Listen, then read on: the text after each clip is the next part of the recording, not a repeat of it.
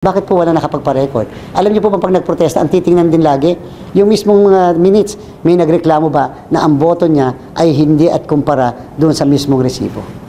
So, hindi naman kayo cabinet secretary dahil doon nga sa issue, ano lang pong reaction? Naintindihan po natin yung sama ng loob ng mga hindi na-proclaim kaagad, pero sana maintindihan din na part yun ng kapangyarihan po ng Commission on Elections. Kita niyo po, isang example lang. Hindi po ba kapag kayo ay pumunta halimbawa sa Korte Suprema, humihingi ka ng TRO, hindi po ba kahit wala pang requirement ang Supreme Court na magkomento yung mismong respondent, nag-i-issue na sila ng TRO? Bakit walang violation ng due process? Na, ibig sabihin ba, kinakailangan muna sumagot yung mismong respondent bago po mag-restraining order ang korte? In the same manner, sa Office of the Ombudsman, hindi pa sumasagot yung mismong dinidemanda. Pero pwede na mag-issue ng suspension order ang Office of the Ombudsman, yung tinatawag na preventive suspension. Kasi po yun, ang tawag dyan ay interlocutory matter. Yun ay pansamantala na remedyo kaagad. So, yung pong ginawa ng National Board of Canvassers ay pansamantala para hindi po ma-prejudice yung mga parties at the same time ma-prejudge mo yung kaso para hindi rin ma-preempt yung magiging disposition ng kaso. Part po yun ng kapangyarihan ng Commission on Elections. So, naunawaan doon po sa pagre-resign, siyempre nga po, yan naman po yung isang option ng isang nakaupo, whether elective, appointive, o yung katulad namin na may fixed term ang pagre-resign sa pwesto. Kaya lang, siyempre, option po yun at hindi naman po kami covered nung mismong ina-issue ng Pangulo na memorandum para sa Executive Department. Sir, update sa Duterte UP? Sinasabi natin, di ba, ang ating pong commitment bago po mag-June 30, lahat lalabas yan. Yung katulad po sa bagong henerasyon, katulad kahapon po ay nagkaroon na kagad ng pag-aaral, yung mismong division na may hawak nito, inalam talaga kung ito ba ay kumpleto, pwede bang mapagbigyan, bigyan ng merits, o pag-proceed pa yung kaso. Kasi kung wala naman palang kwenta, o kulang-kulang naman pala yung petition, bakit pa pagtatagalin kung hindi kinakailangan desisyon na nakaagad. Yung po kasing sa Duterte Youth naman, medyo komplikado ng konti yung sa division. Sa una, maliban sa 2019 pa talaga siya. Number 2, may issue kasi ng jurisdiction ng komisyon. Ang issue talaga dyan ay, number 1, na-comply ba yung requirement sa pagpapa-accredit? Number 2, paano yun? Nakatakbo na ng dalawang magkasunod na eleksyon o tatlong magkasunod ba na eleksyon? Bakit ngayon lamang? So, yan ang mga bagay na kinakailangan ma-discuss, matalakay doon sa mismong kaso na yan. But again, dahil may jurisdiction pa ang COMELEC sa national candidates na nanalo, and therefore, wala pong duda na meron pa rin kapangyarihan ng COMELEC na desisyonan yung ganitong klaseng kaso. So ito po i-resolve namin bago mag-June 30. Sir, yung for soundbite lang kahapon kasi na nakapag-issue na kayo ng statement tungkol doon sa grupong 6. Yan po. Tungkol po dun sa ACM yung sinasabi nila na parang may pinagdaanan pa para makonsolidate. Ano lang po yung pwede nyo sabihin? Actually po, yung 8 binabanggit nila, with all due respect, pasensya na, mukha po naman talagang mali. Factually, legally, and reality-wise, hindi po lahat totoo yun. Pag-usapan po natin yung isa sa mga bagay na diniscuss nila. At mismong NAMFREL, PPCRB na naandun, ay sumagot na mukhang mali. Sabi po nila, yung DC3, yan daw po ay isang intermediary server na kung saan magmula sa presinto, pinapadala ang result ay dinadaanan, pagkatapos dumaan doon, ibabato sa ngayon sa iba't ibang servers. Yung DC3 po, yun yung pinuntahan natin sa Makati. Yun po ay pasilidad.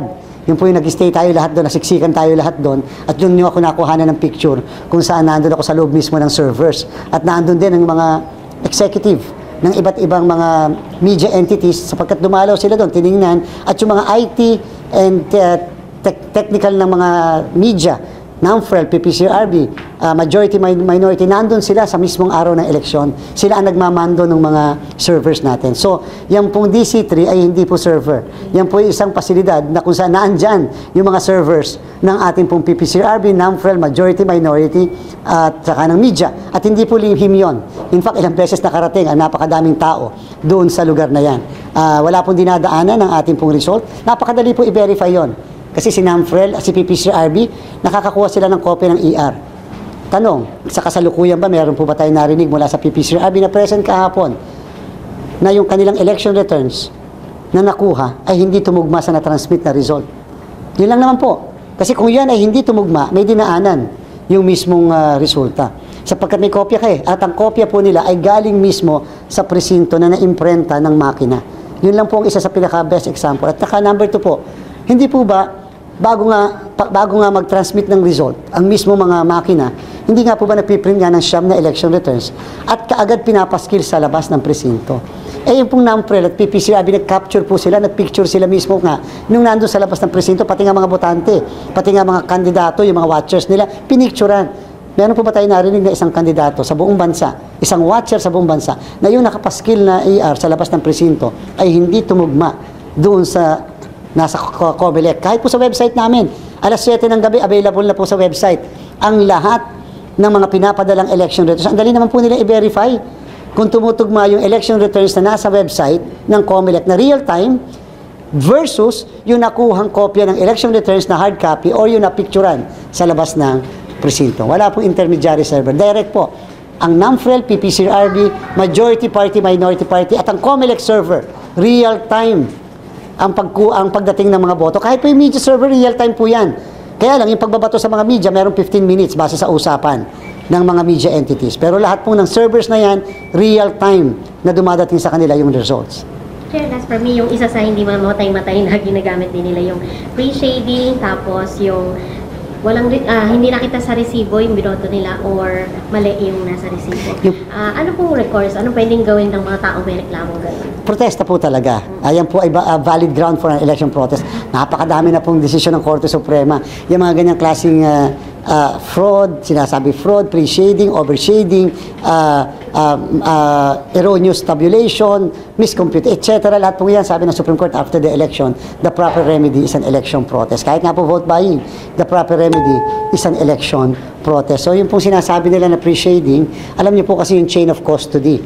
Malamang-lamang po, kung may pre-shaded, kung meron na wala naman sila na point out kahit isang pre-shaded na balota, kung meron po, sure na hindi sa COMELEC. Kasi nakalampas po yan sa quality control natin eh. Dumaan po sa mga balota, tiningnan pa ng mga mata ng mga verifier natin at wala naman po nakapag-report nakita na ganyan.